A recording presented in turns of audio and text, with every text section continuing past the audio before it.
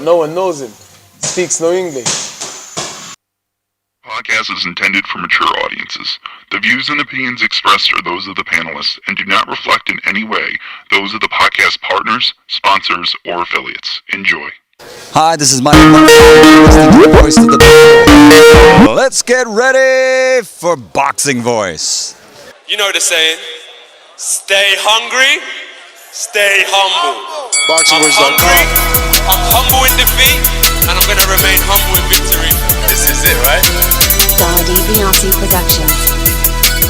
I just wanted to put on a great boxing masterclass and also show the sweet science of this lovely sport. Man, the first time was so nice, I had to do it twice.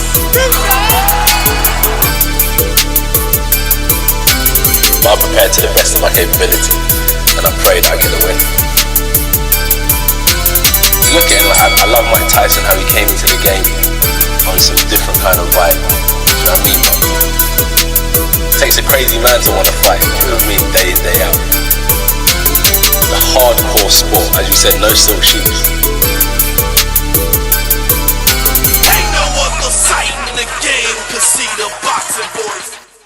Good morning, TBV, and welcome back, ladies and gentlemen, to another one. Yeah. They can't hold us back, man.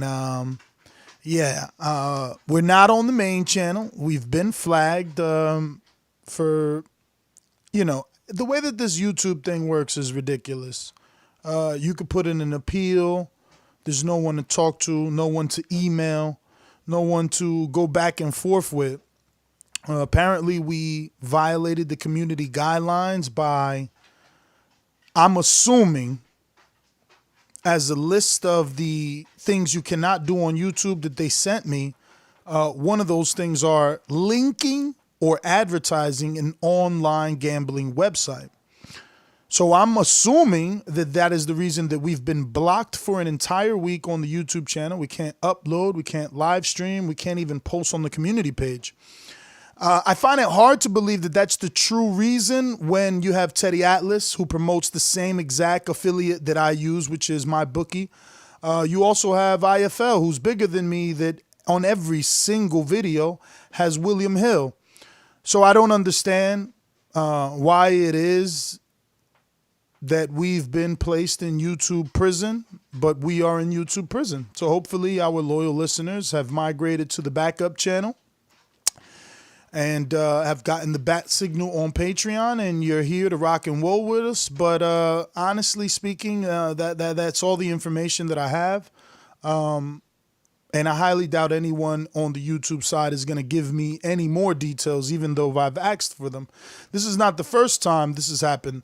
This is actually the second. When we were in Las Vegas and Broner and Gervonta Davis got into a fight, I did a live stream about that, and got flagged for the same reasons, harmful and abusive, whatever.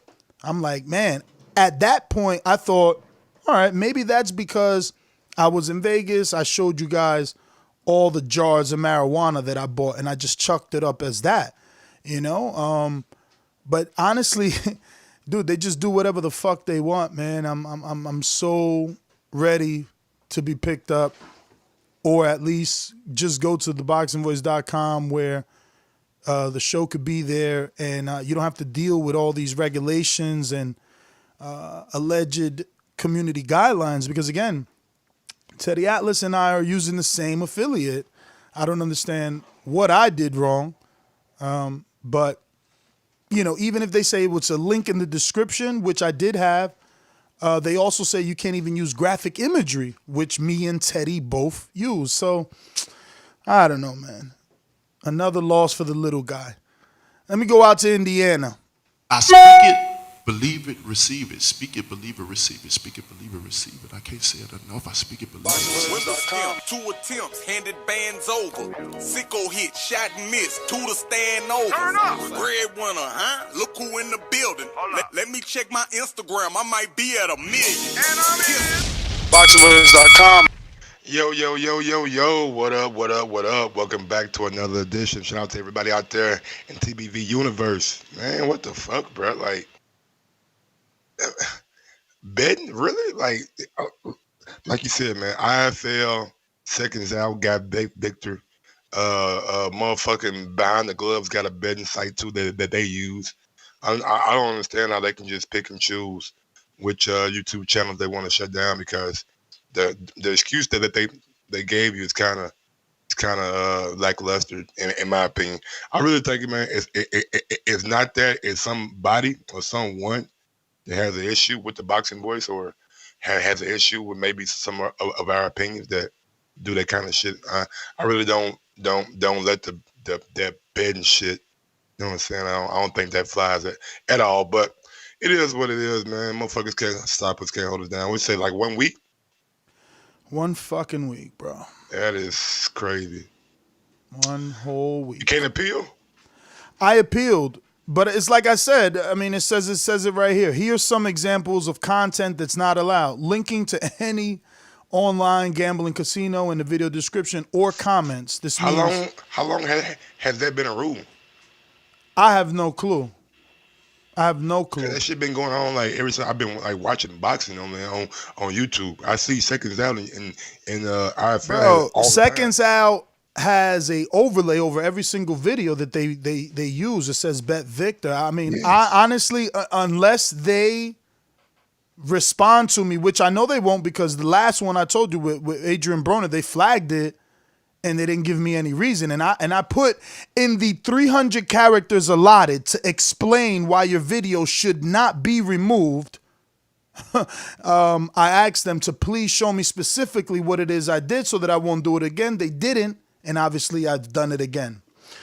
So I don't know, man. But after this time, I did do some research, copying and pasting a lot of the words they used in the email, and all signs point to online gambling, which is, you know, like I said, really crazy, being as though all these YouTube channels are affiliated with a gambling website. So I have no clue, man. It's they picking and choosing who they fuck with. Don't they have betting shows on fucking?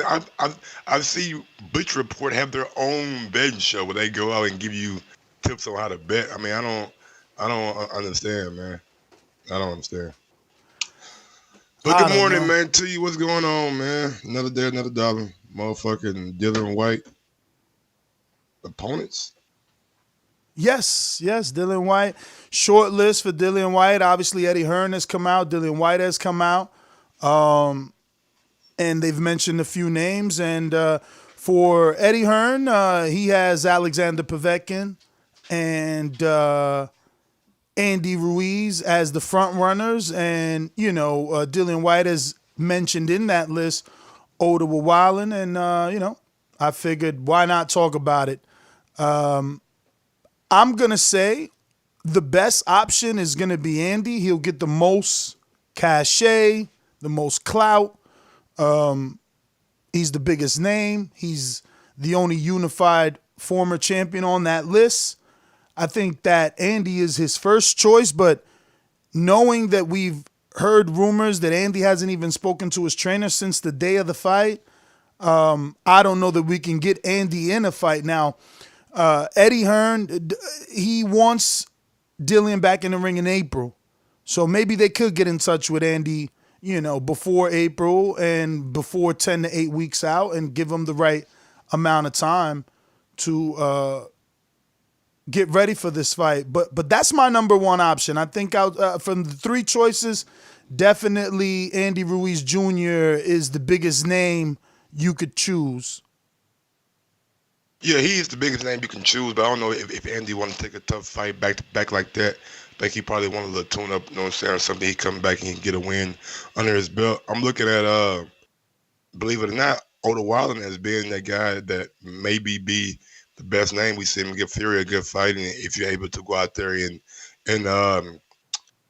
do better than what Fury did, you know what I'm saying, then that's a statement. Alexander Povetkin, I think he should rematch Michael Hunter. I think that fight needs to happen again. I think that was a good fight. I think it's a fight that the fans might actually want to see again. So I think the Otto Wallin guy will probably be the best option. And we've seen Salita. I mean, he works with Showtime well. He works with Fox well. I mean, not Fox, but ESPN. So let's see him try to do some deals with the zone. I think Otto Wallin might be they got for Dillian Whyte. So you prefer Otto Wallin over Andy Ruiz? I'm just preferring him over Andy Ruiz because I think Andy, you know what I'm saying, coming off a tough fight, coming off a loss, you may want a tune up, you know what I'm saying, and that. Yeah, probably easy fight if you want to put it like that, and just get back to winning ways. Going into a fight with Dillian Whyte right off the back, if you lost, you know what I'm saying, could be a big detriment to your career if you were to lose. Well, I mean, we seen Joseph Parker. I mean, he lost, and he ain't been back on the scene yet, as far as like a heavyweight title contention. So it could damper your hopes if you try to get back to that level. Definitely. I don't know, man. I don't know. I guess you are considering what's best for Andy and not what's best for the boxing fan or what's best for Dillian. I'm just considering. I'm just being like a realist, man. Like, how many times do we see fighters come out off a loss, taking a tough fight back to back like that? You know what I'm saying? I think Andy got a little money. He probably want to enjoy it. Take a little vacation from December. Maybe get back in the gym in like the end of January, early February. And I think, you know what I'm saying, talking to Al and his advisory team, they'll be like, hey, man, Dillian Whyte, it's a good fight. But if you lose, it could set you back a little bit. You know what I'm saying? Why don't I come back to PBC, get you a good win, and we'll line you up with like a Kornacki or somebody. Like, why if you're Al, would you give a commodity back to Eddie and let Dillian Whyte fight him? Because if you're Andy and you're Al, you know the position that a Dillian Whyte fight puts Andy in, and let's be honest, it's a beatable fight. Like, yeah, we have to wonder what weight and shape Andy comes in, but Dillian Whyte, you know, he struggled with other people, not name Andy, that might not have the same skill or stamina of Andy. Even fat Andy didn't look tired in the AJ fight. So that could be all sorts of problems for Dillian. I mean, we seen the way that he struggled with stamina in the Joseph Parker fight. We seen he couldn't drop or knock out Hellenius. I don't know. I mean, again, the problem with me and Andy is I have to believe that he's going to give it 100%, where we know that's something that he didn't do in the past, versus in the biggest fight of his career. So, yeah, I know someone could come and argue and say, well, Ness, you know, he learned from that, and that's why he's going to train hard this time around. But it's like, you know, this isn't as big as it was when it was AJ too. So, I don't know. You make a good point, though. Dillian Whyte being WBC highly ranking. We all know Andy, you know what I'm saying, had his eyes set on that green belt when him and Wilder was doing that little not pressure, but like interview on Fox. So definitely could be interested in that green belt, and seeing as Dillian Whyte is highly ranked. If you're able to be him, then you're the number one guy for the or the mandatory for the winner of Fury and Wilder. So I can see that possibly, you know what I'm saying, playing out. Al does. I mean, and yeah, like you said, it is a winnable fight for Andy. You know what I'm saying? We've seen Dillian Whyte not look very great against Mariusz Wach, come in a little bit pudgy, you know what I'm saying, come in lackluster. So if he does that against Andy Ruiz, he definitely be in for a loss.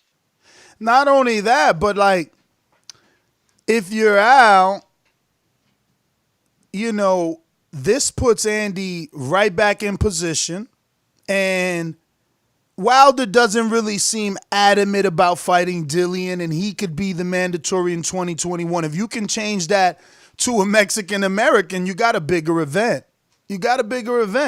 And the fight fans might back Andy a little bit more because he's in a mandatory position. For Andy, it's a good position to be in because there's no rematch clause attached. You get an automatic set percentage, and you get no rematch. So if you beat Wilder, you can leave. I think it's a good fight. I don't see what the other two fights do for him. The other two fights, yeah, it's a barometer to Tyson, and you can beat Otto Wallin and show that you're as skilled, if not above that level.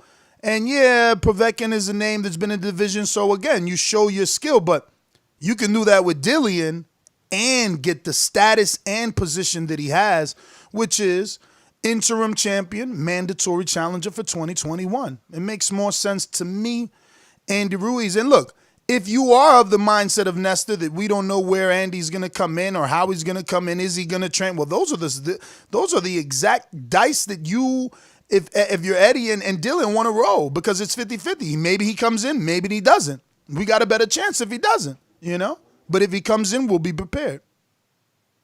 What kind of offer does Andy need to make him consider a Dillian Whyte fight? Or does he even need like a big-time offer because of the position of Dillian Whyte? I mean, I'm sure at this point, you know, receiving the amounts that he's been receiving, someone is going to negotiate on his behalf and try to get him whatever they can. You know, I don't know, to be honest with you, because you definitely lose or fall off of your old pay grade off a loss.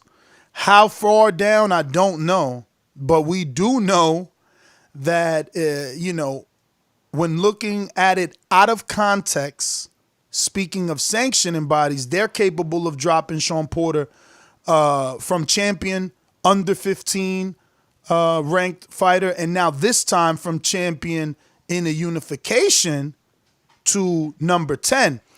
And again, that has nothing to do with money, but it has to be considered. If one works one way, the other does. You know? Anybody scheduled for the day? I see we got a couple names in the chat. What did I have in the chat? I mean, talk about not in the chat, but on IG, you know what I'm saying? I see you. Yeah, did he hit me back? I was trying to get Balanga on, but man, he and I both be up late, so we be talking. Then you know he be passing out. Look, nah, he didn't even hit me back on that. Yeah, so it is what it is. Tonight we got Frank Smith, so. I big up Frank Smith.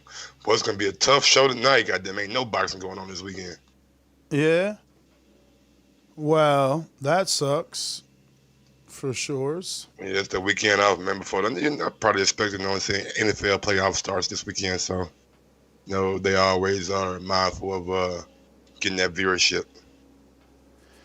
Yeah, man. So I mean, you like Wallin, I like Ruiz. I think though that what actually happens is Povetkin. Wallin is with Salida. I know they do business, and Andy is with Heyman and PBC, but it's still a con. You know what I mean? Povetkin is your fighter already. The issue is, if you're Hunter, you should be upset that Povetkin is getting this shot because, you know, a lot of people thought he won. We Dillian Whyte, you know what I'm saying, man? Look at Michael Hunter as being they're about the same height, you know what I'm saying? Maybe Dillian like a little bit taller, like an inch or two taller, but Mike Hunter got better moving, you know what I'm saying, better boxer, and maybe Dillian Whyte recognized that he can't really, you know what I'm saying, adapt to that style, you know what I'm saying, all the movement, all the range generalship. Yeah, man, but Povetkin, man, look, I know he's a good name. He's been on a little roll or a nice little a bounce back since the AJ loss, but I want to see Povetkin and Hunter fight again, man. I think they left some unfinished business in that ring, and I really would like to see those guys get it back on. I know Dillian Whyte is a bigger name than Hunter, so if you're Povetkin, if Dillian Whyte comes to you and says he wants to fight you, then just like Andy Ruiz, you notice that position, so you got to take it into consideration. And I think like if he's offered that fight, I think Povetkin would take it. And but Andy, I'm not quite sure Andy would take it. You know what I'm saying? I'm just of the mindset that, like you were saying about AJ, you know what I'm saying? You coming off a loss, you really don't want back-to-back losses in your career. And I think that going against Dillian, it's a good shot, man. It's a true 50-50 fight, and it'll be a tough fight for Andy and Dillian. So I don't know, man. I don't know. It'll be a good fight, and I'll definitely be tuned in. If that fight gets made, I'll be like, whoa. You know what I'm saying? Andy really done some not bullshit. Yeah, man. I mean, again, for Andy, this is what you want, though, because, you know, a lot of people have you shit in the bed. You left a sour taste in their mouth. This is back to the top. This is, you know, putting you in that right place, you know, getting you back in in everybody's thoughts in conversation. And they said Dillian back in April. April, yes, sir. Now, if they were to do a fight with Andy Ruiz, would you think it would be stateside or would it be in the UK? UK. Think so? Yeah, Andy's already generated enough international, and global fanfare. Dillian doesn't sell in America, and Ruiz is not a Hearn fighter to promote an American fight based upon the B side, right? His fighter is Dillian. Like, is he really gonna take Andy to LA and then give him a UK dude? Like, that don't make sense. Dillian will be looking like, bruv, who you really work for? You know what I'm saying? You gave this motherfucker a title shot before me, and then, he got more money than me because you offered me $3 million. I was mad on YouTube videos saying $3-4 million. So you gave him more money than me. Now you're going to take me to fight him in his hometown? Man, what's going on, bruv? So I doubt that happens, honestly speaking. Well, that's crazy they offered that boy Dillian $3-4 million, man. Looking back on it, you know what I'm saying? Looking back on it now, how Andy got like 6 or 7, then Big Baby got like 7, you know what I'm saying, before his whatever. And they try to give Dillian Whyte like $3 or $4 million, but that's wow. Yeah, man, I agree. I was just trying to make you know what I'm saying, maybe the zone, you know what I'm saying, Andy, Mexican American, maybe draw in some more subscribers going against a guy like Dillian Whyte, somebody we maybe can build up as a guy that wants a shot at Wilder and can't get it, so he's taking another route or something like that. But I think it does make more sense over in the UK. Dillian Whyte is a proven pay-per-view commodity over there, and a name like Andy Ruiz, I think, would increase pay-per-view buys by a lot just because of what Andy was able to do against AJ, and nobody's going to be able to forget that over in England anytime soon. Yeah, I don't know, man. Interesting, though, man. I mean, bro, Eddie really killing it, bro. Like, when you could just talk and create news and you giving dudes opportunities. I mean, I don't see a reason why Andy wouldn't take a deal, for a one fight with Dillian from Eddie. Eddie's treated him well, Eddie's treated a lot of guys well, You never see anybody mad at what Eddie's making, So if I'm Andy, I definitely go see what's cooking. Eddie's mentioned his name twice already as a possible opponent for Dillian. Definitely go see what's cooking with those checks, man, because they paying well over there. They're giving guys big money for not big fights, you know what I'm saying? So I definitely agree, you know what I'm saying? Eddie, I mean, you should always leave options open. If they come with a deal like a Mikey Garcia deal to you, you know what I'm saying, maybe a $5 million, $4 million offer, then with the right to match, you know what I'm saying, your next fight. If you're Andy, you know what I'm saying, you'll be a fool not to explore that possibility, I'm sure, you know what I'm saying, being advised by Al Heyman, he would advise him just like he advised Mikey and Daniel Jacobs. Go get the bag. For sure, man. Look, I don't know. Not much to really say. It's just his options. Is just what direction we think. Honestly, I would go 1, 2, 3. 1 being Andy, main option. Like, yo, Eddie, get this done. If you cannot, give me Wallin. A lot of people giving Wallin that moral victory they gave Fury. Povetkin at this point, he's got he's tainted with the PD history and not really getting any good wins since being a clean fighter. Like, David Price is maybe the biggest win that he's gotten. Wallin has done a better job in being the first man to split Tyson. He was an underdog that, like Andy, received some cachet for doing a little bit better. Definitely. I think Otto Wallin probably like the dark horse. And I've heard Dillian Whyte mention his name too. So it could be a fight that Dillian Whyte has some interest in too. Seeing that Tyson Fury was struggling with it, maybe he wants to prove that hey man, this guy not is not very good. Now Povetkin, yeah man, I was just thinking about it. Like his big win after the AJ loss might have been Price, or trying to think who he fought before Price. Yeah, man, I'm not really sure that Povetkin actually like deserves a shot at Dillian Whyte. I just want to see Povetkin fight Hunter again. Like that's what my mind's set on. So I think if it's not Andy and you can't get Andy, you got to look at Otto Wallin. You know what I'm saying? I think he and Dimitri Asalita will recognize that as being an opportunity. You know what I'm saying? Dillian Whyte is highly ranked in the WBC, so they may recognize that as an opportunity to try to get into a title contention, possibly get a rematch with the Fury guy if he wins, or face Deontay Wilder sometime early 2021 if he wins. Yeah, man. I mean, April is the targeted month. How long you think before we actually hear something about these options? I think the middle of January, end of January. I think you can get that guys 2 months in a training camp. So I think we'll be hearing something by that time, January, or the middle of January, or at the end of January.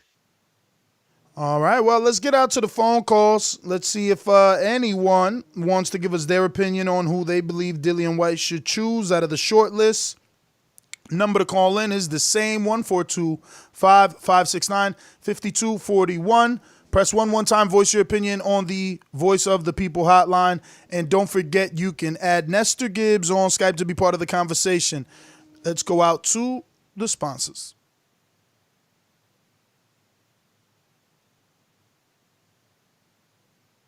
These calls are brought to you by El Camino Electrical Services, experts in electric vehicle charging stations. For consultations and turnkey installation, visit us at elcaminoelectricalservices.com. Remember to rate us 5 stars on iTunes. All right, we're going out to Stainless in Detroit. Boomerang. Motherfucking murder, mayhem, last words of the stainless. Told you I would kill you, squeeze after I aim it. If you're talking money, then you're speaking my language, or shut the fuck up in grown folks' conversation. V was good. What up, Stainless? What up, though? Happy Thursday to you. Another blunt in the air. Salute to you for getting through. Fuck YouTube for being on that shit, but that ain't real surprising. It's fucked up though, cause I swear every time Seconds Out come on, I'm seeing like William Hill betting or some shit like that. Like half the boxing podcasts I got some kind of betting app in a link. So the fact that they coming out after y'all, coming after us, that's just hate right there. Somebody hating on the show, bro. That's all that is. I give a fuck what they say. But on to the topic. Are those my only options? Because I want to see him fight Ortiz, man. I don't even know. I went back to the beginning of the show to figure out why he got blocked or whatever. But is Ortiz not an option? It wasn't a name that was brought up by Hearn. No one knows him. Speaks no English. There you go. Dillian Whyte barely speak English, so what the fuck? But that's what's up, man. If I gotta choose from the list here, I would probably go with Povetkin or Ruiz over Otto Wallin. I want to see Otto Wallin fight again, but I need to see Whyte in there against some competition I know he can fuck with and can fuck with him.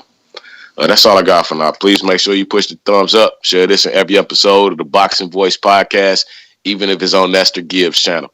This is TBV for life, and if you ain't on Patreon, that's because you're stupid. And shout out to El Camino. Peace. All right, going to Ringer in Chicago.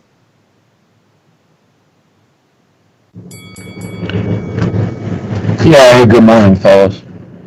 Hey, wasn't Dillian Whyte was the mandatory, right? And then he got stripped from that, and then Tyson Fury became the mandatory. But now Dillian Whyte got reinstated, right? Because he got cleared of whatever drama he had with the testing he had. Mm-hmm. So if that's the case, shouldn't his next fight be some type of an eliminator? That's No, how I. actually, he is the WBC interim champion. Even though they elevated Fury to the mandatory, they still let Dillian Whyte be the interim champ. So he's an interim champ. Sir. Okay, well, if he's an interim champ, then man, out of the guys, I don't think Ruiz should get a fight with him. Why should Ruiz get a fight with him after what he just had a chance of being the champion, the big time? No, it shouldn't be Ruiz. It shouldn't be Otto Wallin. I think it should be. I think I kind of on the same with you, Mike. I think the winner of Povetkin Hunter should get that opportunity, but we don't know who. I think it should be one of them two. They want Dillian Whyte back out in April. Like, they don't got enough time for Povetkin and Hunter to fight, then be ready for April. Well, then it should be one of them two. Pick one of them two. Then they should get the opportunity. I think they should be given that opportunity opposed to anybody else. That's just my thoughts. That's my opinion. I wasn't aware he had an interim title, but yeah, that's what I think. All right, Big Steve, man. Thanks for calling in, big dog. We appreciate it. All right. Let's go out to Stunner. Talk to me. Jersey. What up, Stunner? Yo, what up, Mike? What up, Ness? All right, let me go in real quick. All right, so first off, let's address something. So Dillian Whyte, the guy that we've been pushing as, oh yeah, he really wants Deontay Wilder. He puts out a list, and he only wants to fight Joshua's ex-bums and Tyson Fury ex-bums. But you notice he don't want to fight nobody on Wilder's resume. This supposed resume of bums, right? The same resume that has Gerald Washington and Duhaupas KOing the same opponent Whyte fought in less rounds, and Whyte went the distance. All right, that's number one. Number two, right? The only reason that Dillian Whyte wants this fight is because due to him not being able to get the Wilder fight guaranteed this year, he just wants to make as much money as possible. So he wants to get Andy Ruiz and his Mexican fan base and basically trick off that. Cool. Number three, man. Like, it's funny how Otto Wallin, a guy we never heard of, right? We seen him. He had a good performance, right, against Tyson Fury. And now we're discussing him fighting Whyte and all these different guys. Yet for the last 2 years, we've seen Ortiz have 2 competitive fights with Wilder, knock out other guys. And there would be times where we would have arguments as to whether or not Ortiz deserved the shot. But, the guy from Europe, one performance, let's get him a Dillian Whyte fight. He proved himself. Get the fuck out of here. Like, this is some certain bias people seem to have to where if you're from overseas, the UK, Europe, you don't got to do as much. It's funny, like, I mean, for argument's sake, though, Mike, like, he's already interim champ. So now you telling him, because this, again, I'm putting myself in his shoes. He got this whole 600 days shit going, and he's like, yo, they don't want to give me my shot. I'm interim champ. Now you telling me I can't even fight you till 2021. So I should go out here and fight all the other top names and lose my opportunity, and they already had me waiting two years? I mean, I see what he's saying, but none of these names are bad names, I get Stunner, he's trying to come at them on some UK shit, but, like, these are not bad names. I mean, Wallin did prove that he's worth a rewatch. Not that he's on this level, not that he could beat Dillian, that he's worth a rewatch. He intrigued us. We should see what he has. We shouldn't, not want to see what he has or what he can offer. I don't get that. But if I was Dillian Whyte, man, I don't want to say take a risk, but I might look at a guy who's been out for almost damn near 16, 17, 18 months. Guy who's coming off PED scandal of his own. You know what I'm saying? I might try to pluck him. Why why he still kind of rusty and ain't been back in the ring yet. And I'm talking about Big Baby. I think Big Baby and Dillian Whyte is a fight that everybody has been wanting. Everybody has been talking about for like years, and I know it's dialed down a little bit with both guys going through their issues. But if that fight has to be announced, I think that's a fight that fans could get behind. But like you said, if you're Dillian Whyte, man, why take the risk? You know what I'm saying? I already got what I need. I'm just waiting for my title shot. Exactly why it won't be Trenton Jones who says Kovnacki, get him on the show and see if he'll take it. But I don't even know if Kovnacki will take it, right? Like, he's got his shot in the IBF, coming up real soon. Like, everybody is always going to look for the path of least resistance, Correct me if I'm like after this Pulev Mando get called, he next up, right, to be the next mandatory. I mean, So- possibly. You know how it is with these politics and these sanctioning true. bodies, but, that's the way that it looks like. Pretty sure, you know what I'm saying, being with Al and having that IBF belt that he got last time when he fought Areola, man, gotta symbolize something, you know what I'm saying? So if he comes back, because he's supposed to be fighting like, in March, right? I seen that And you shit got to yesterday. think about it like this: like if you Adam, you talking to Keith and Keith Conley and Allen, you saying, look, Wilder's tied up. He got 2 Tyson Fury matches. Then he got Dillian Whyte on this bullshit. Let me go this other route. Let me try and get some of these other belts. Because if I beat whoever has that IBF, I might get the other ones with it, unless they get vacated, Yeah, they say Adam's supposed to be back in March 7 at Barclays Center in Brooklyn. Yeah, I seen that yesterday. No opponent named. No though. opponent yet, no. But you know what they doing? They doing their own PBC thing, man. So I'm not They expecting got nothing. their time. Yeah, when you have it ranked, you do exactly what Dillian Whyte just did. You find you a Mariusz Wach, somebody like that, and you go fight. I mean, I'm not saying it's gonna be like to that extreme, but looking at the PBC side, like who could it possibly be? I don't even know who they gonna give him as a headline in New York. Honestly. You know what I mean? Because after speaking to his trainer, which things could have changed, it's been quite some time since the Areola fight. So after speaking to the trainer, though, I feel like they don't want nothing. They ain't even want that rematch. I'm like, yo, you don't want that? Like, nah, that shit was tougher than we thought. So, do they want something else? I told you, I don't know what people thought Areola was, bro. Bruh, we thought he was done. That's what we thought. What you mean? Done. Like, what gave us the indication that Areola was done? Like, Bruh, because he's had did like we see him get slipped by somebody? He's had like 8 title world shots and couldn't Did we get see none. him get slipped by somebody? You don't have to sleep, dog. If you can't win, you can't win. Like, you don't gotta Derek be Chisora knocked can't out. win, he ain't done. You don't gotta be. Who can't? Derek Chisora can win, and he has Who he been beat? winning. He Who has he beat? been winning. Who he beat, Ness? Everybody that he beat. Everybody that he beat. And the last person that I remember is David Man, Price. you put motherfucking goddamn me Chris Areola on that Derek Chisora game fucking diet. Man, Chris had about 4 or 5 wins too. And that's exactly what we were saying in the beginning of the show. Eddie's out here doing his thing. They can't give Areola the diet, can they? They can't. And they can't, damn sure can't do it on no domestic level pay-per-view either. So, you could talk all you want. Areola's done on that side unless he signed to Eddie. Get the fuck out of here. And he's still going to be done because he's going to just be another David Price on the Eddie side. I feel you, man. Who up next, big dog? He said, man.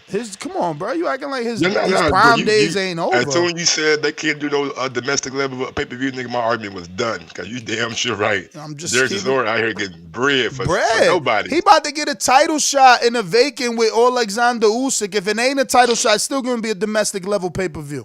You don't think Usyk? Absolutely. Okay. Absolutely. Okay, just making sure we still on the same page because that's what's going to happen. They going to air him in the UK. They just did the Bellew on pay-per-view, man. They going to do this on pay-per-view, and then they going to claim Usyk's a draw. That's what they going to do. He a star. He did 2 pay-per-views. Look at the numbers. He going to say, look at the numbers with Tony Bellew. Look at the numbers with Tony Bellew. Look at the numbers with Derek Chisora. Imagine he gets in there with AJ, and that's what they doing. They building him slowly to prepare him for the AJ fight. I might fuck around and pick Derek Chisora that fight. Oh, I mean, we ain't see Usyk hurt, man. We seen him I hit. seen Witherspoon, goddamn me, who ain't got the boxing skills up there to Chisora or the pressure. Yeah. Hit him. But just because you get hit don't mean you're going to get stopped, Mike. Like, I'm not saying get stopped, but I want to see how he reacts to a guy who. I don't know. I don't know. Could Derek win a decision over Usyk? He gonna have to stop him. Hey man, You think he could get a decision? Dillian Whyte until he got knocked out. Exactly. Chisora, Usyk got Whyte. And I wouldn't call that outboxing. I would call outworking Dillian Whyte. He was outworking. We seen Bellew outwork Usyk for 4-5 rounds. Yeah, I mean, no punching power, and Bellew and Chisora damn sure don't fight the same. Chisora get. I mean, Bellew get on his toes a little bit. He want to box. Let's see what else we got. I think this is Coach Mitty, but you haven't pressed one, Mitty. So I'm gonna go to another UK caller, and he is a ringer. To this day, to this day. Sing along if you know the words. Come on. To this day, come on.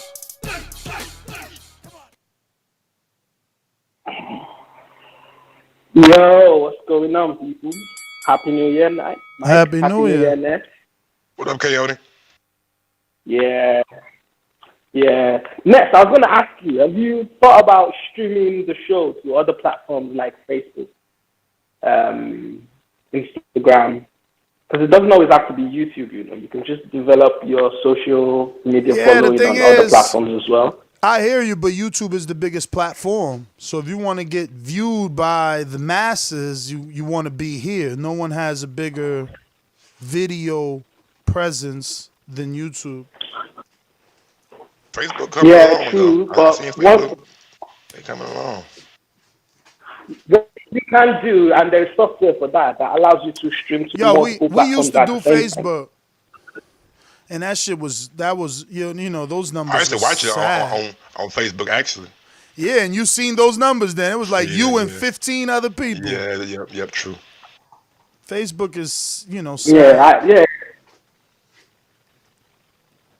Okay. But yes, just with the topic, I think, in my opinion, I think that White should do what everyone does when they get to the mandatory spot. Don't fight too hard competition.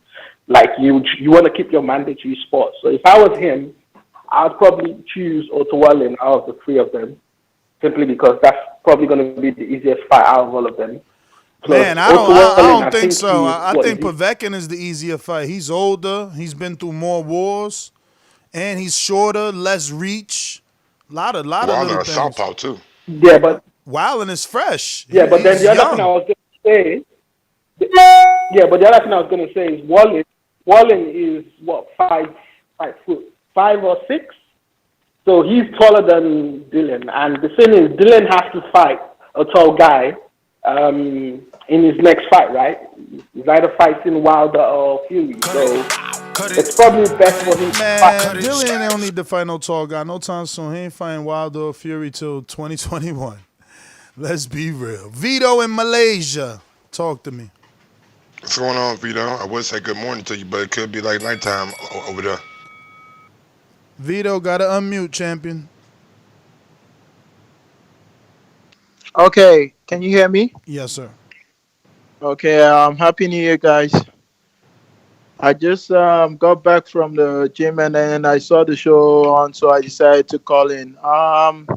I heard Ness, I heard you saying Usyk has not been hot. He has been hot, like really hot, like wobbled against Gassiev. Go check the fight out. So that questions how well he can do with the big boys in the heavyweight. So, but aside that, I'm just gonna go with the title and then say amongst the three listed, I'll say it would be wise for Dillian Whyte to go with Otto Wallin, not Povetkin, not certainly not Andy Ruiz. Because he certainly cannot move like AJ, and now Otto Wallin is the safer bet. So that's my call. Hey, Vito. I mean, hey, guys got a point. Yeah, can't disagree there. Can't disagree there. I'm pretty sure that is Mitty. Mitty, you haven't pressed one, so I'm sure by now you know. We'll go to, and Jose, you also haven't pressed one. We'll go to Boomerang Stainless. What up, Stainless? Yeah, I mean, I like Mike other pitch, Big Baby. That's a good fight, man. I keep seeing that in the chat too. I think a lot of people agreeing. And nothing else, that's pill popping pugilism right there. So we can, what I'm saying, they both got the same shit going on. So that's a good, what I'm saying, chance for them to both get back in. So I'm with that. I don't mind at all. I mean, obviously that's definitely a risky fight for Dillian Whyte. But it's a great fight for everybody else. That's all I got though, man.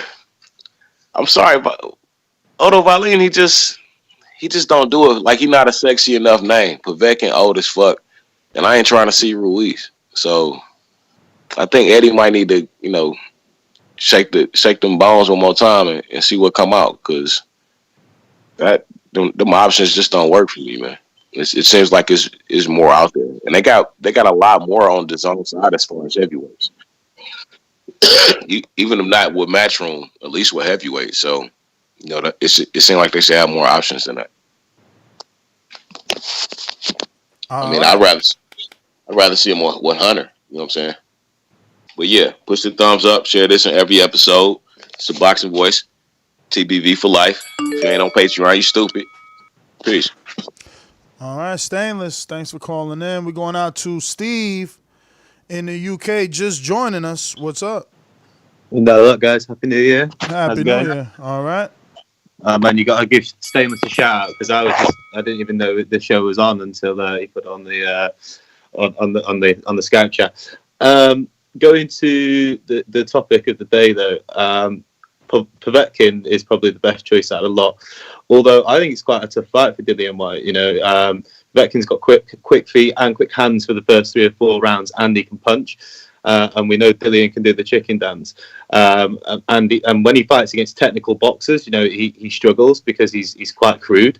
He needs cruder boxers to actually, make a tango. Saying about the Chisora fights, the reason why they were so good is because they both just like to have a heads-on fight rather than boxing matches, whereas Povetkin will box and then get inside and fight. But yeah, that's really it. Luis Ortiz, I think, would be great, but he shot himself in the foot by saying he speaks no English and nobody knows him. But who else is out there for him? He's not gonna step up for Kanaki, because again, there's just nothing for them there to take that fight. They're both in positions, and then Wilder is obviously tied up. So yeah, I think Povetkin or Andy Ruiz if Povetkin doesn't want it. But other than that, great show, guys. Loved all the content, and I'll keep up. Yeah, man, you can give out some good options and shit. But I was looking at Povetkin, man. I just don't think Povetkin, man, really deserves it. Like, I'm gonna go ahead and pull up Povetkin resume right quick, because ever since he got knocked out to Povetkin's resume is decent. Before I'm saying since he lost to AJ, like what has he done? Well, he fought. Don't forget, Povetkin's getting on a bit now, so you have to go back to like Shagger before he got the Klitschko fight. No, man, we ain't going back 10 years, Steve, sorry. Michael, sorry to interrupt, guys, but we have a special guest, IBF champion at 130 pounds, going to be fighting for the first time in Miami, and Lord knows how many years. It ain't so. It ain't so. Yes, it is. Oh, man. Yes, it is. Tevin Farmer, how are you? Good morning. First and foremost, thank you for taking out the time to come on the Boxing Voice, talk a little boxing with us in the middle of training camp. And Happy New Year, champ. Man, I'm up grinding, man. Happy New Year to everybody.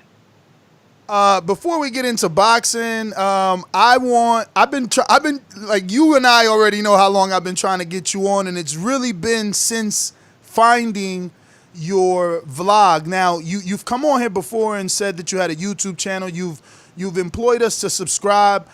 Bro, I don't know who's doing your editing, but definitely give him a shout out because he keeps you entertained. He keeps me entertained, you know what I mean? I went from Yo, one he episode to the right. next, and next thing you know, me and my girlfriend were laying in bed and we watched like 5 straight episodes, bro. It's some shit that could be really on Damn, TV, bro, man. that's dope, man. I'm happy to hear that, man, and I appreciate y'all for even tuning in, man, for real. Nah, man, it's something Yeah, like I watched the Tinted Windows one. I hired my guy. Oh, you watched that joint too? I watched the Tinted Windows. I watched a couple of the Vlogmas ones, the cookies.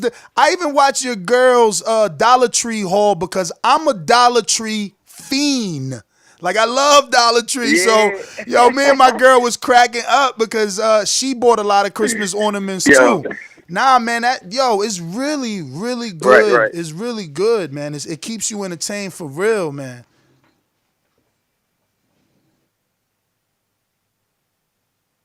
I'm glad to hear that, man. I'm glad to hear that. We started like back in April, May, man. Now we got this thing going on, man, and it's really fun, man. But we both happy to hear that y'all actually like the other vlogs besides boxing, because that was the whole key. We brought people into boxing, and then we started to transition for our boxing fans to love our us human beings instead of just boxing. No, I mean, bro, I'm definitely tuned in and plugged in because I bought my home a few years back and I did a lot of my own home repairs. So to see you going through that and doing that and picking your own and doing it yourself, man, it just makes you more personable. It makes you more like one of us, you know what I mean? Because it's easy to be rich and tell somebody, hey, do this for me, but you actually doing some of this stuff yourself. You going to Home Depot. Listen, if the world don't know, let today be the first day, man. That deserves to be on TV, at least be on Dazn. You should talk to them about putting it on Dazn. At least one episode, man. It's really engaging is the perfect word. Yeah, it's an honor, man, and I'm happy to hear it for real. And it's just going to strive and motivate me and my girl to do it even more. And that's what it's about, making people feel like you're one of them. Even you really are one of them, you know. But you know, sometimes when you reach a certain status and touch a certain amount of money, people start to look at you different. But it's me and my girl's job to just remind everybody that just because you have money or reach a certain status, that we are exactly like each other. We all are the same. Everybody's just at a different point of their life, you know. So that's the whole goal, man. We appreciate it. Nah, man, and what is Polka, right? Yeah, Polka. She's made for TV. That episode where she was sick and kept calling you while you at the gym, like, come take care of me. Yo, we was crying, bro. She made for TV. I'm telling you, you got to get that in the hands of somebody, man. She's made for TV together. And you know what else I love? That intro, man. The whole fact that y'all pulled out little Nerf guns from behind the pillows, like that. That was well thought, man. That intro was dope. She directed that one. She directed the whole thing. And my editing guy put it together. You know, we got an on deck editing guy, which is our friend now. You know, we hired him about well, he was a college student, probably like he graduated like a year and a half ago. He was a college student. He actually did a project on me. He reached out to me, and I got my people to reach back out to him, and we did a project on him. So fast forward, like a year later, when we both decided we wanted to do a YouTube, I was looking for an editing guy, you know, and I was like, yeah, let me give him an opportunity. He's a good kid, and we give him an opportunity. Now he live with us, and he's an editing guy for us 24/7, 365. So he with us all day, every day. So we got an on deck editing guy that we pay, and he's definitely our friend now. He do a hell of a job, man. Absolutely, man. That's big right there. I know he probably happy as hell, know what I'm saying, being around you and seeing you every day, saying he did a report on you in college. Yeah, for sure. But he always tell me though, he he's definitely appreciative, and he always is, tell me how happy he is to be, and I just tell him vice versa. You can't just bring anybody into your home and let people stay with you, but obviously he did, and he gonna move to the new house with us too. Speaking of the new house, man, how it coming along? How the remodeling? Are y'all almost done, or y'all still got a lot more stuff to do? Just wait till y'all see the new episode we gonna do. It look way different. It look way different. Oh man, it look good. It look good, man. It look good. So I can't wait to show y'all. Lately we've been editing and shooting for No Days Off. I'm in camp, so we got to get our No Days Off stuff out there. A lot of boxing fans want to see what's going on in camp and how we doing. So that's important to us to shoot that. But we're gonna definitely put in some different vlogs in between the No Days Off, because I know people starting to like our lifestyle outside of boxing. So that's a good thing. Let me jump in. And for whoever listening, it's called Life is Tevin and Polka on YouTube, so they can go subscribe to that.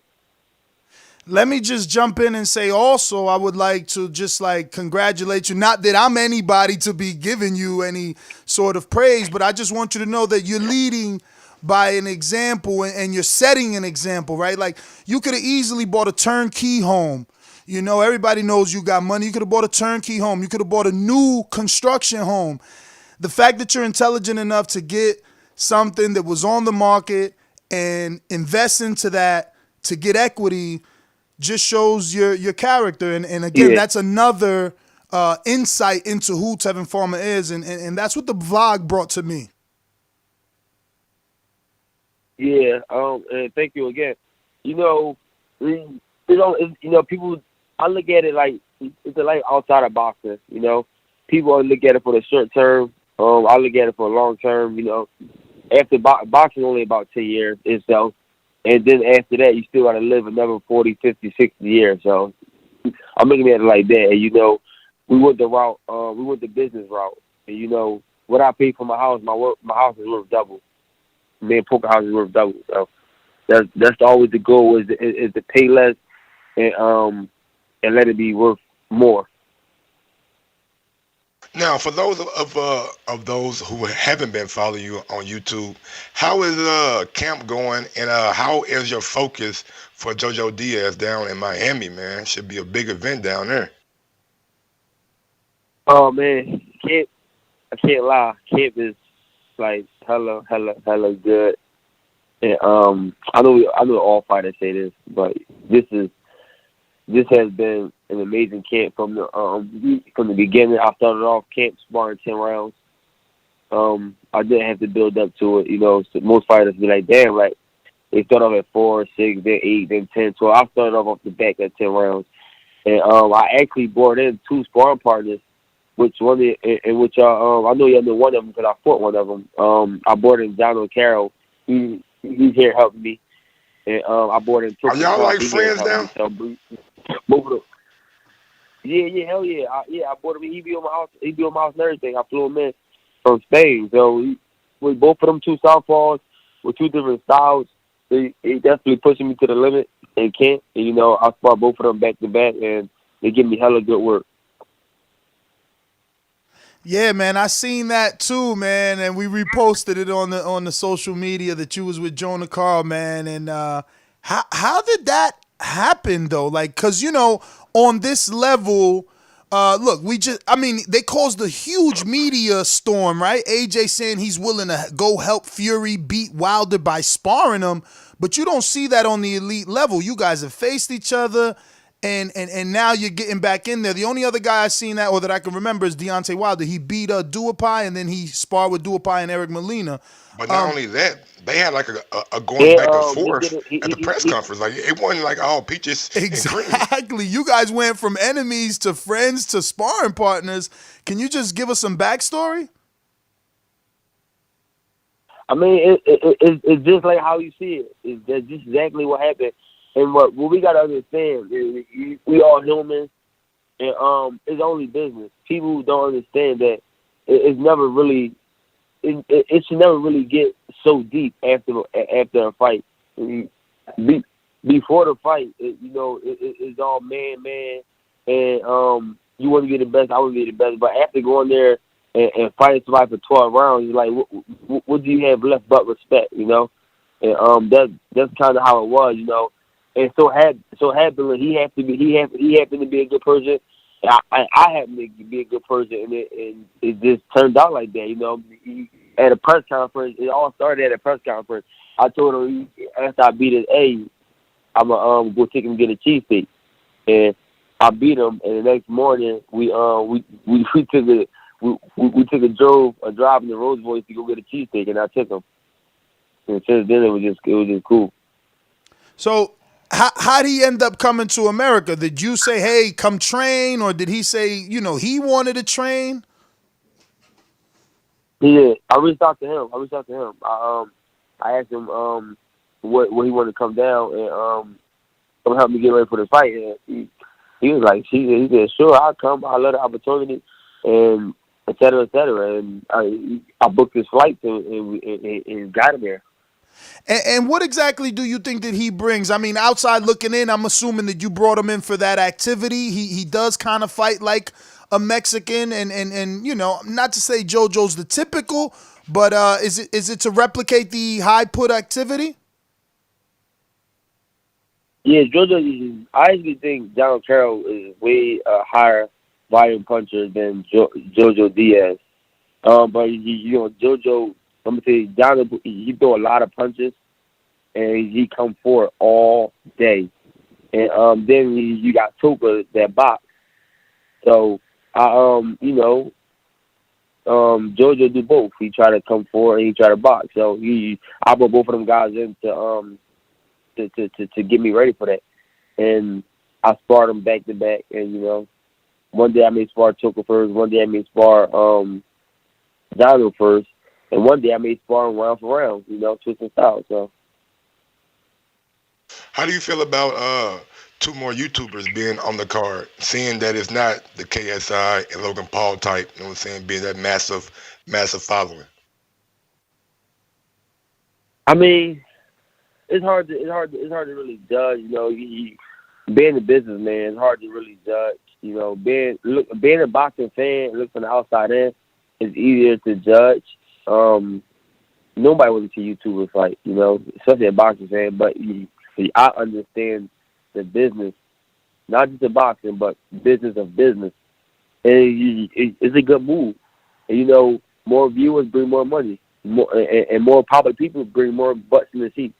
So I can't get mad at that. I can't get mad at it. And I'm looking at it from a business standpoint, and that's how I'm gonna look at it. So what does Steven Ortiz bring to the camp? Or is he just being used because he's a stablemate? Or is there something specific that you can ask Steven to do in ring, in sparring, to help you with the Joseph Diaz fight? Well, Steve, man, me and Steve and Dion work. They would help to keep me sharp, get me in shape. For my sparring partners, for when I flew them down here. So you always want to be in some good shape when my sparring partners come. So they would help me get ready and get me in shape for Token Khan and John O'Carroll, and they did exactly that. And by the way, they both Dion and Stevie can go southpaw. Nice. So looking at the divisions landscape and the champions, I'm sorry, Mike. Go ahead.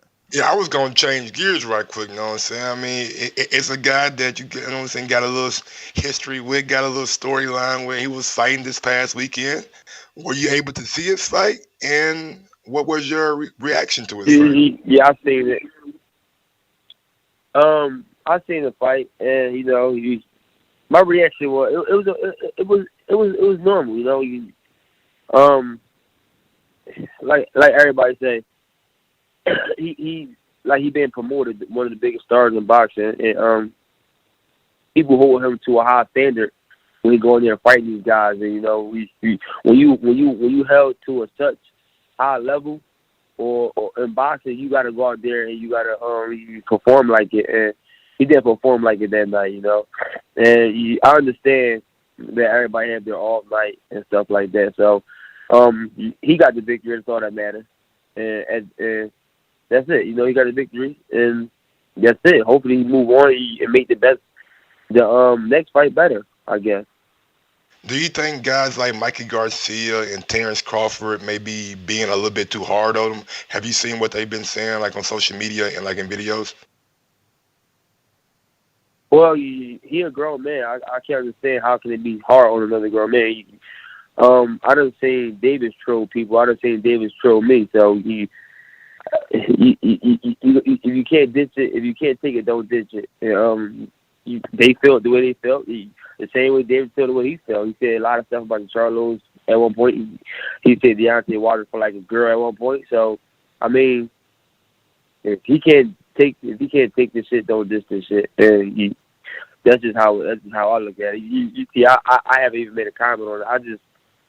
Only thing I put was he can't F with me, but I didn't comment on his performance. I didn't do anything. I just said one word. I left it at that, and that's just what it is.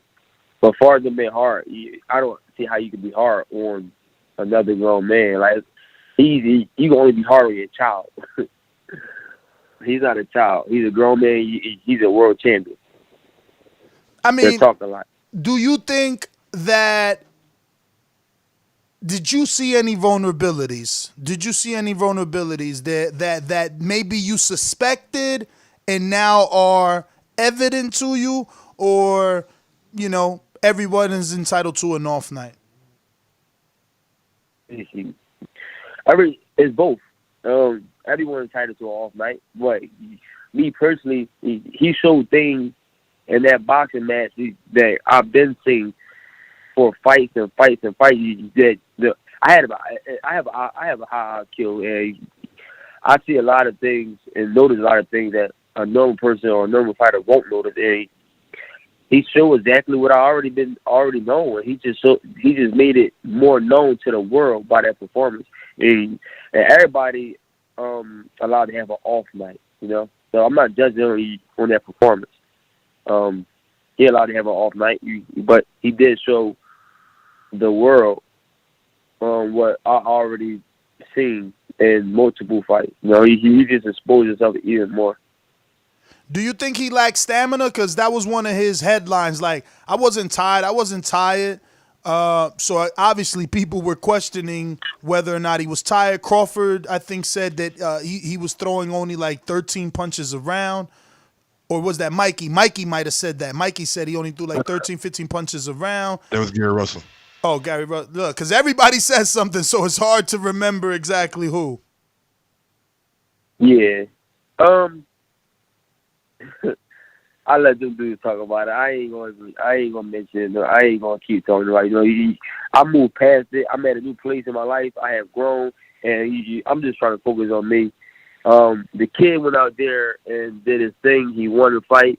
Everybody's going to see flaws, but 10 years from now, nobody's going to remember it. The only thing they're going to remember is that he won the fight. So I'm going to let him live, and I'm going to just keep doing what I'm doing to get better and become a better fighter and become a better person. But is he looking like fool? Because you said he can't fuck with me. Gary Russell said they smart to keep Slim away from me. Crawford says it took him 12 rounds to do what I did in 9 to a 38-year-old Gamboa. Like, I mean, what do all these messages mean? The difference between me and everybody else is I've been saying this since 2014. We've been going at this we in 2020 now. That's 6 years ago. I've been saying this 6 years ago. I didn't say it after one fight. So that's the difference between me and everybody else. Me and him been going at it since 2014. So I've been saying these things, Man, actually, me and him been going at it way before he was even signed with Mayweather. He had like 5 or 6 fights when me and David started going at it. Do you think you'll be able to ever get that fight, especially now that we've seen him move up and also miss weight on his debut? That's still up in the air. I don't know. I don't know where we stand at far as ever facing each other. I don't know where we stand at. It's hard, man. He moving up, he moving down. The money not right. Only thing I gotta say is this: he got a hell of a team to market him a hell of a way to convince people to think outside of their own brains. That's one thing I can say. He got a hell of a team, and his team is very influential. Whatever I'm trying to say, and they know how to manipulate people's minds, and that's what they do very, very well. You know, shout out to them. I don't know if I ever had this. And yeah. Do you I don't think know if he? I ever gonna have it. I just don't see how. I'm sorry. Huh? My No, bad. go ahead. I'm listening. I was going to ask you, do you think he's as big as a star as Leonard Ellerbe and Mayweather Promotions is saying that he is? I mean, he only did I believe 577,000 on Showtime watching peak viewership. I don't know the normal. I don't know what is good numbers anyway. I don't know what's good numbers. I mean, when you look at him, I believe when he fought Pedraza, it was around like the 900,000 mark. Normally, you know what I'm saying, good numbers for a Showtime event. Typically, probably like 700,000 and above. Okay. Well, no. I don't know. He honestly, I don't know. He seemed like a very popular guy. So, maybe this is how I look at it. You can be Instagram famous, but not a superstar. I don't know yet. I feel like he's definitely Instagram famous. I feel like he's definitely his name is definitely grown for sure. But I don't know if he's the superstar that they're saying yet. I'm not sure. I don't know. That's still up in the air with me because I just don't know. I know girls on Instagram that have 1 million plus followers and they walk in the street, nobody knows who the hell they is. So I don't know. It's still up in the air. Do we rate his Instagram, or do we rate his views on Showtime? I don't know. Yeah, I always say the views on Showtime, but people try to say that the views or his lack of views is an indictment on Showtime and the fact that they're going out of business or don't know how to promote. I'm saying Wilder was on Showtime. He doing over 1 million, so it's more to me about who you are. But people gonna make excuses. There's always be excuses at the end of the day. I don't know, but only thing you can do is keep doing what you're doing. And I'm a firm believer only time will tell. And I believe that my whole life and my whole career, only time will tell. And now I'm touching a different level in boxing, and it's coming true. Like, damn, you was right. I'm going to my fifth defense. I just got my belt last year, about a year and a half ago. Last time we talked, you said you was in the process of working out a deal with Eddie Hearn, and I believe Dazn trying to get like a new deal. Now, has that deal gone through, and have you re-signed? Well, as of right now, we're gonna do a one-fight deal with JoJo, and we're gonna see where we go from there. There's a lot of opportunity out there for me, a lot of opportunity, and we gonna see, man. At the end of the day, I just wanna I gotta get treated fair. I'm not pressed for money. I want money, but I ain't pressed for it. Money don't make me. I make money. And I'm just trying to set my life up right outside of boxing, so I won't have to be desperate and just take any old thing, So that's the goal for me.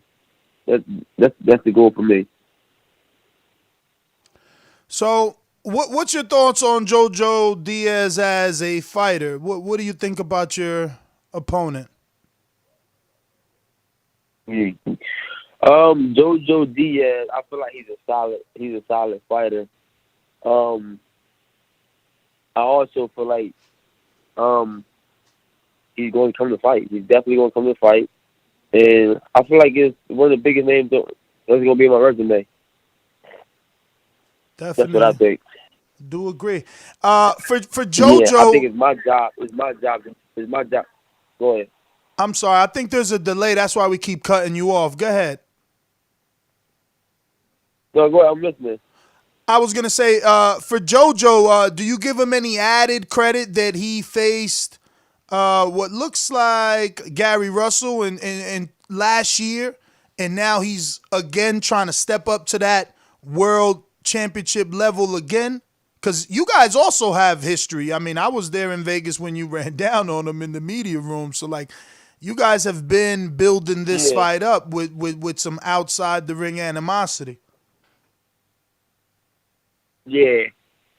You should give him credit with Gary Russell. Yeah, I mean, I guess do you give him any credit for taking that fight with Gary and now coming again and taking the fight with you, or is it the fact that anybody will take a title I give shot? him credit, man. Both. Anybody will take a title shot, and I still give him credit. You know, it's not like he's coming to lay down. You know, he's coming to fight, and he's going to come and win. That's for sure. He's going to come and win, and it's my job to go do what I got to do to make the fight look easy, and that's why I'm in the gym every day training my butt off. You know, you got to go in there and make the fight look easy. How likely is a unification fight for you in 2020? I have no idea. For real, I have no idea.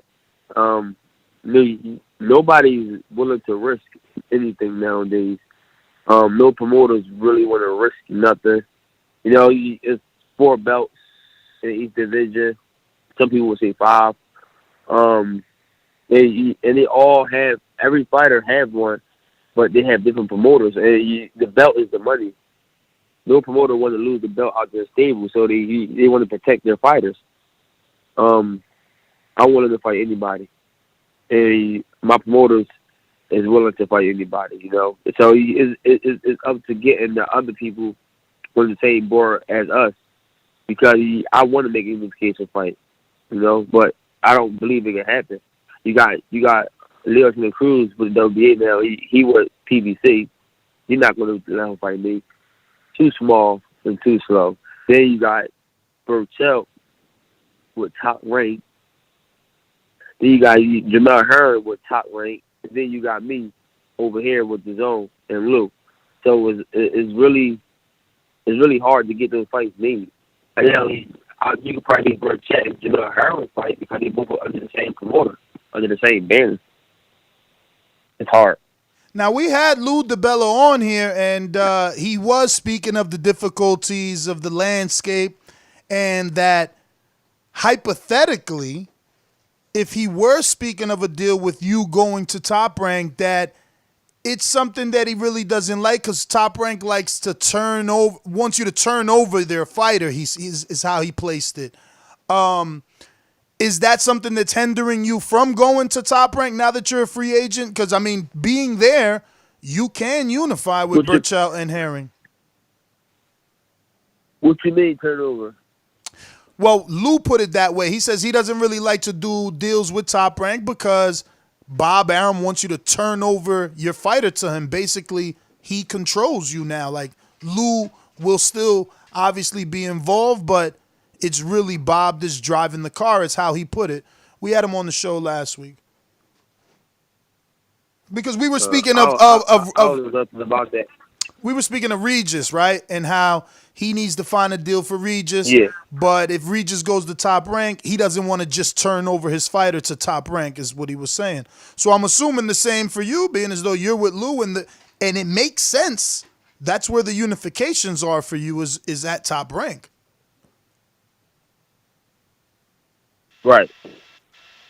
And I think what he meant by turnover is having final say-so on dates and probably final say-so on opponents. Mm-hmm. I mean, for real, on dates and opponents, I don't know. I ain't even going to get into that part. I have no idea on how that works. How that works, because I never worked with Top Rank in my life, so I don't really know how they work and stuff like that. So until I call that pass and I get an opportunity to talk about that with my lawyer, etc., I'm gonna just shut up on that because I don't really know nothing about it. But if the unification fight can be made, I definitely want to go on and take over the division, because as of right now, everybody have an opinion on who's the top of the division, but for real, nobody's the top of the division at this moment. I mean, I can say I am more, but Chuck can say he is, but for real, who really is? I want to go back to something that you just said. Leo Santa Cruz is too small and too slow. How do you think a fight with him and Gervonta Davis plays out? Because that's something that they are more than likely moving towards on pay-per-view. I don't know, because Leo Santa Cruz don't get tired, and Gervonta Davis is strong, and Leo Santa Cruz is small. So that's going to play out the way it's going to play out, man. That's going to play out the way it's going to play out. Yeah, and let me get off this topic real quick. Let me jump on this topic. You know how, like, people say, I don't understand how a fan can say that Tevin turned down $2 million, right? When we offered Gervonta Davis $8 million, and they didn't take that. Why no one going around saying why Gervonta Davis turned down $8 million? You know why? Because Leonard Ellerbe said that in an interview on Saturday. He said we passed that Tevin ship. He turned down the money. He turned down $2 million. That's why people are running with that narrative. Yeah, again? Said Leonard Ellerbe said that Saturday night after the fight. Somebody asked him about you, and he said that ship has passed because you turned down the money and you wasn't really willing to take the $2 million deal. So that's why that narrative is coming back up. No, Leonard Ellerbe knows that damn well I wasn't never going to take $2 million. They offered it just to get the fans off their ass. That's what they did. Gervonta Davis got offered $8 million, and Leonard Ellerbe said we're not negotiating, we're not taking it, we're not going to the zone. First, that was the first offer. They didn't even counter it back to nothing. They just said no. They offered me a little thinking ass $2 million to get the fans off their ass. And you know I think they got the best team, so they slick talkers, man, over there. Real slick. But you do understand that Gervonta has a network deal with Showtime, so he can't leave. Plus, I don't care about none of that. I mean, you have to, because that's part of the business. That's that. part of the business. That's why Vasil didn't fight on DAZN, and Eddie had to give Luke Campbell to Top Rank. Yeah, but I guarantee Luke Campbell got a lot of money what he deserved for it, right? I'm positive. I'm sure too. That's not my that's not my business or my job to do what's right for them because they can't do something. You know, like that's not how I rock. No, I get it, man. I want to get back to Joseph Diaz because obviously when facing Gary Russell has like a 68% KO ratio, but Gary went unanimous decision. So are you looking at this like you're going to have to go 12 with Joseph, or you think because he gets a little wide and you're a little, you're technical, could something else happen? Yeah, so styles make fights. I'm also bigger than Gary Russell. Styles make fights. And I have it go that night. Just know I'm gonna be victorious. I'm gonna come out with the victory. However it go. And we boxing not a trainable sport. You know what I'm saying? Boxing not a trainable sport. And And we've seen that even with Gervonta Davis and Crawford stopped the earlier rounds, but Gervonta took him. It took Gervonta longer, but Gervonta had a higher knockout ratio than Crawford. So it's not a triangle sport. It's not how boxing works. Definitely. So, what sort of outcome are you expecting? Because you've been very vocal, very confident. What is it that you see in him that obviously you feel you can capitalize on? Like, what is it that he's doing wrong, or is it the tank? Like, what has you so confident? It's not what he do wrong or right that has me confident. I just know where I'm at, my skill level, and the hard work I put in, and where I'm at mentally. I just know that, you know. It's not too many all around fighters like me. There's not too many all around fighters like me.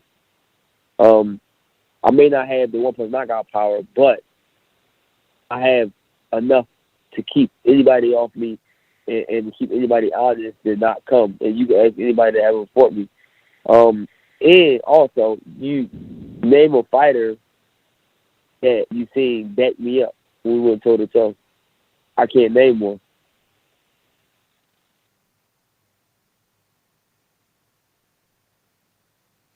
No, you're right.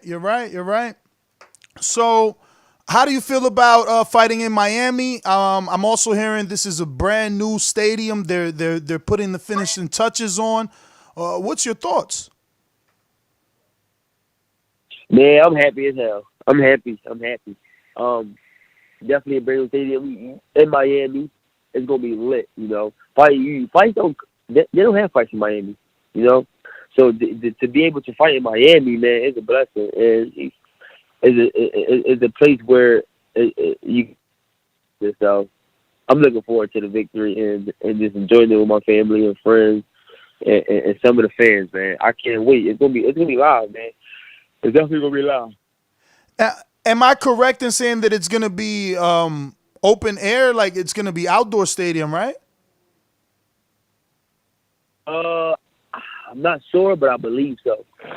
I'm not sure. I'm pretty sure it's easier to build an outdoor stadium quick than it is to build an indoor. So I'm guessing, yeah. I was thinking more for the weather, like, you know, making sure you don't get sick or it's too cold, whatever. Yeah, you know, I don't think it's that cold down there though. I don't think it's that cold down there. Now, yeah, I'm not sure around the winter time. I haven't been there. The zone has been up and running for like a little over a year now. How would you rate your experience and your partnership with the zone over its first year? It's been hella great. I've probably fought more times than any world champions, and made good money. So it's always a blessing. I can't complain. But the 90 seconds.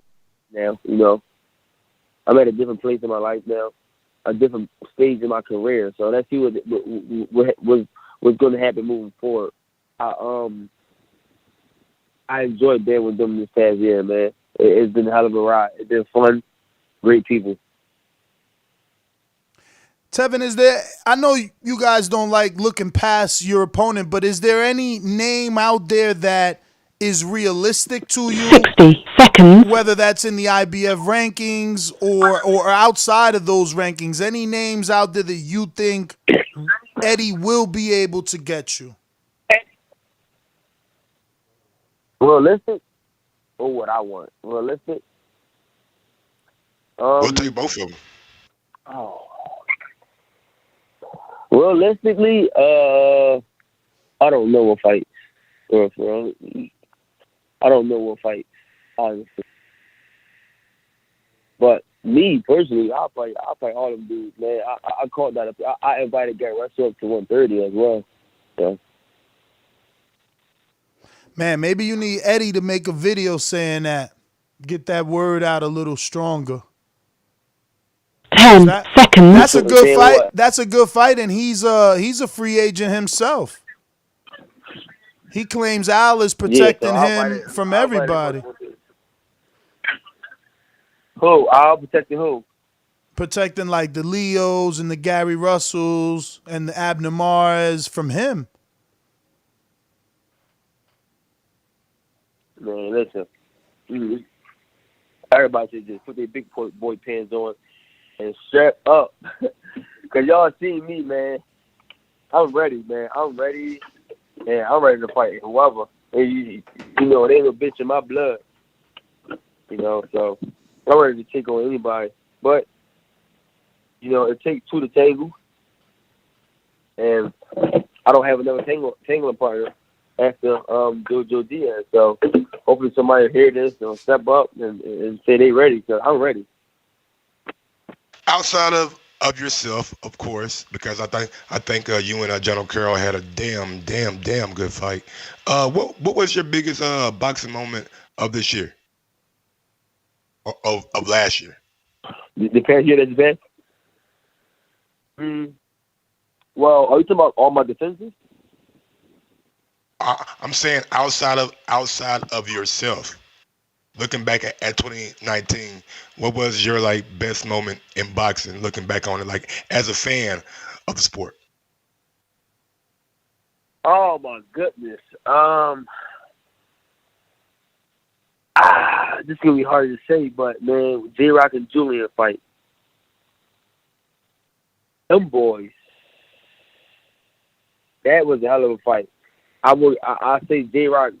That was last year, right? Or was it year before last? That was last year, J-Rock and Jared Hurd.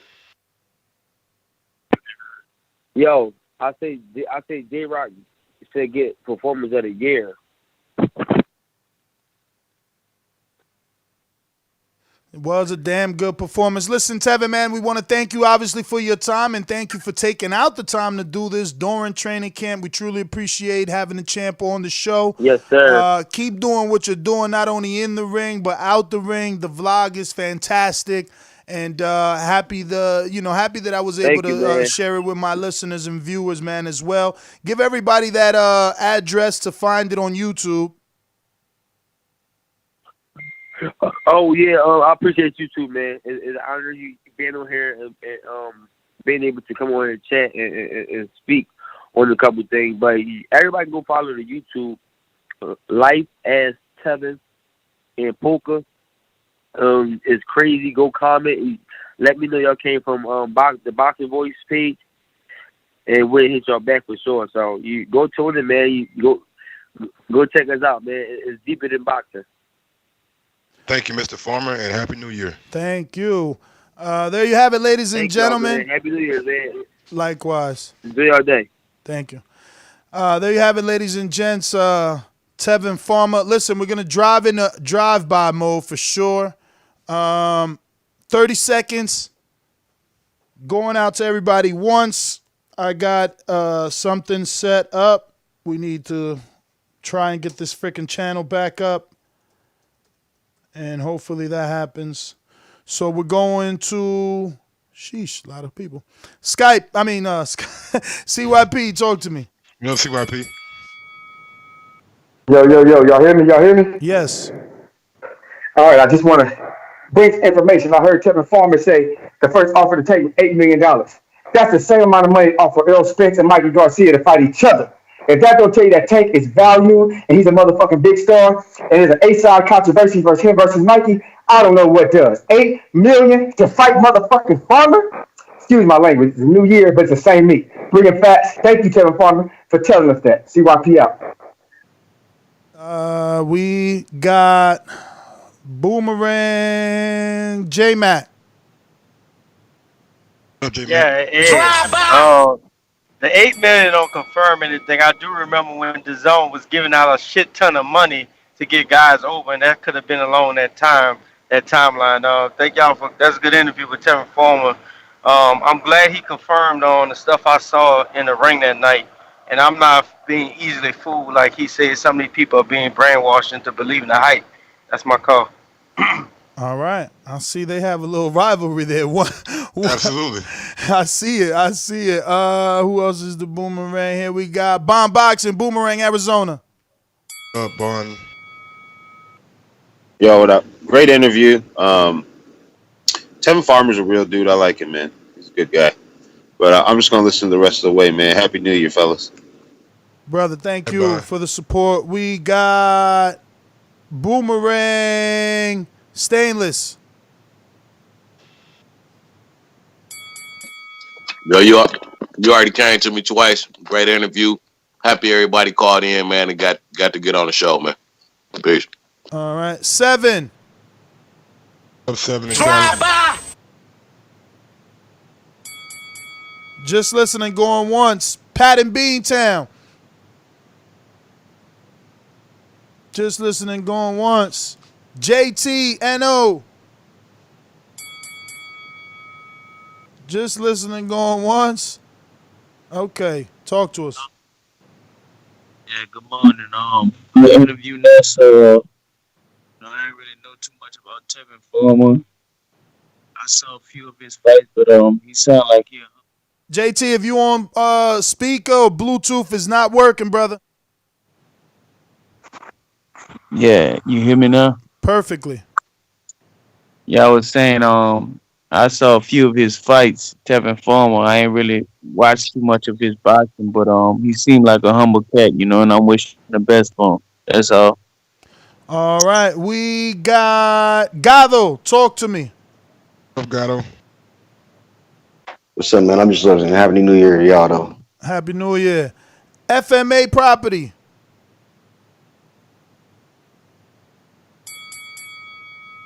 Just listen at FMA property. Going once, twice. No, I'm here. I'm here, bro. I'm here. Talk to us. Yeah, man. Happy. Yo, you got your mic is covered up or something, brother. You got to get the phone out your pocket. One sec. Yeah, is that better now? Yes, sir. Yeah, no, I just wanted to say Happy New Year to the TBV fam. You guys are doing a good job. Tevin Farmer, that was a good call, man. He sounds like he's got his head screwed on. I like the stuff that he's saying about his property and his real estate stuff. It's really good, man, to know a young brother's got his head screwed on. And I like that you bigged him up on that, Ness. Nah, for sure, man. You got to catch his vlogs, man. They official on YouTube. Yeah, I'll check it out, man. I'll check it out. Yeah, that's all really, man. All Keep up right. the good work. All right, brother. Before we go to Rod and A70, like Tevin said, man, if you go to his YouTube channel and you subscribe, leave a comment. Let him know that you came from here. You know, let's give him that reassurance that we TBV is giving him that support, and we could keep that champ coming on. We gotta respect those dudes a little more than normal, right? Like when you win a title and you actually come back on, because if you could come on before the show, before the title, because you need us.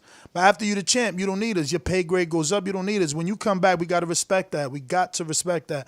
Rod and A70, talk to us. What up, Rod? Yeah, man. All right, what up, man? Happy New Year, too, bro. I don't really think he wants that smoke with Tank now. I think he wanted it at first because a win with Tank would have made him a star.